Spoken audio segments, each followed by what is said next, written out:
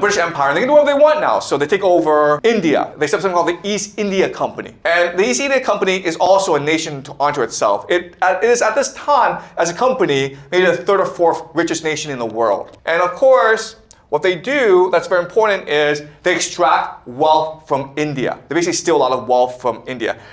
People estimate that they've stolen like $45 trillion of wealth from India. Okay, so you can see how in 1700, before the arrival of the East India Company, India might have like a quarter of the world's GDP, but over the next 200, 300 years, their wealth will plummet. Okay, the reason why is what's going to happen is that England will turn India into a resource colony.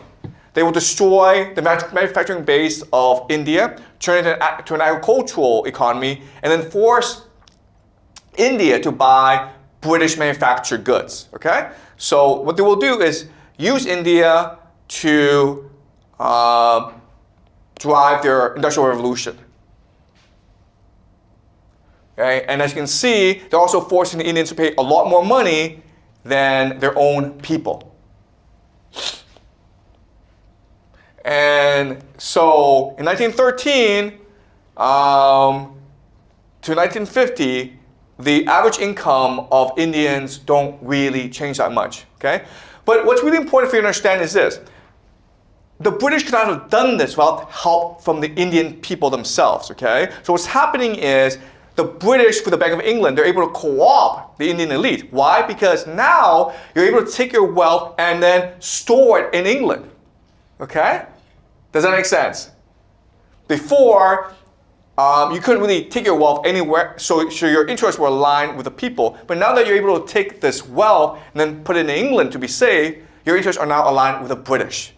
And guess what, guys? The same strategy happened in China as well, where the Chinese local elites were helping the British establish opium trade networks throughout the country. That's why opium was able to spread so fast, okay? And guys, this system is still around today. Okay? So the British Empire may be gone, but the British system of money laundering, of stealing a nation's resources by co-opting your elite, it still exists today. Okay? So these are all places where England has these offshore private banks so that the elite of Africa, of Asia, can steal from the nation and store it in these banks. Okay? All right, so England has some of the world's worst tax havens. So what did England do with this money? Well, what England did was invest it in America. At this time, America is industrializing. And what's interesting about America is only a few individuals were able to monopolize entire industries. This is Cornelius Vanderbilt, and he monopolized the railway industry. How did he do that? This is Andrew Carnegie, who was born poor, but then he monopolized America's steel industry.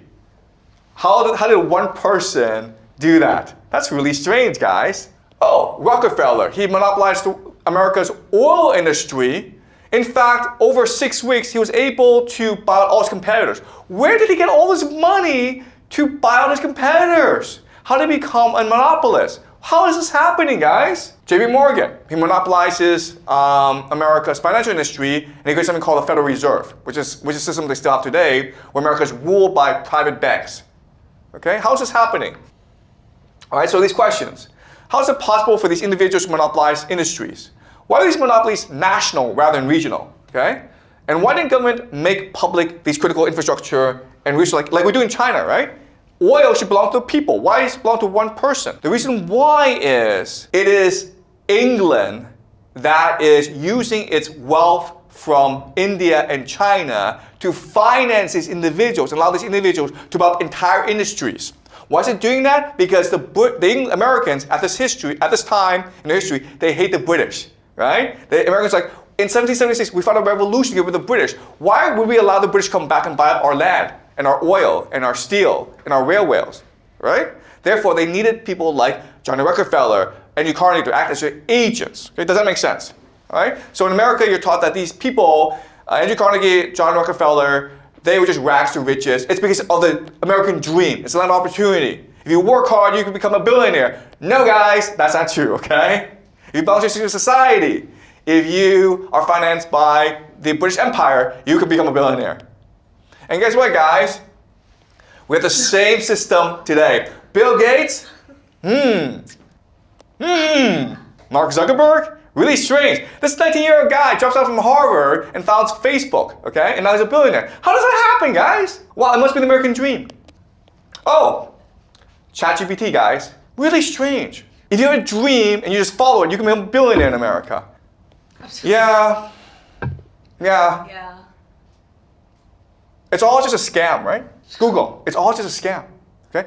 What you need to understand about these companies is they were all founded with US military technology that is public. Okay? The internet, it's a US military technology.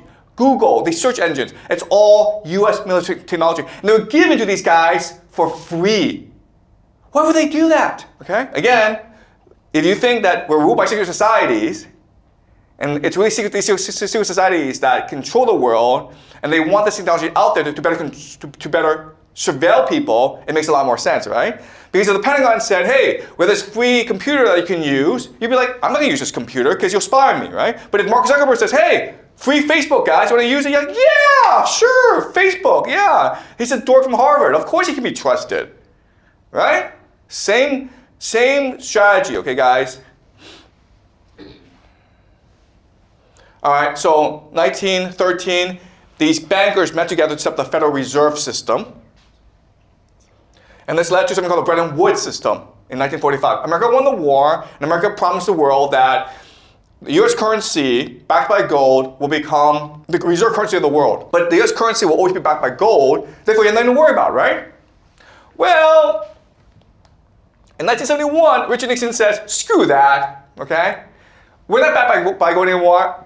We're not backed by gold anymore. You can use it. You don't have to use it though, okay? But guess what? Oil will now be sold in US dollars. Okay, this is called a petrodollar. So if you want to buy oil, you have to use US dollars, okay? And then he did something else that was very important, and actually more important than linking the US dollar to oil. Can you guys guess what? Oh, this. Okay? Guess what? Millions of Chinese working really hard. It's all for useless US dollars, guys. Okay? So, America was founded by Ben Franklin and George Washington, among others. They were both members of the Freemasons. They were both members of secret societies. Okay? So, America is really a Freemason country. And how do we know? Look at Washington, D.C., okay? Guess what, guys? The architecture, the city design, it's all secret society stuff, okay? This is a pentagram, and this is the White House, right? This is the White House. And you can see how it's designed. This is occult symbolism. This is another picture showing you that this is a Freemason symbol backed by the Pentagon. The pentagram, okay? If you want to see more of the secret society's occult symbolism, just look at the US money. All right, this is the all-seeing eye, the pyramid. All the symbolism comes from Egypt, Greece, Babylon, okay?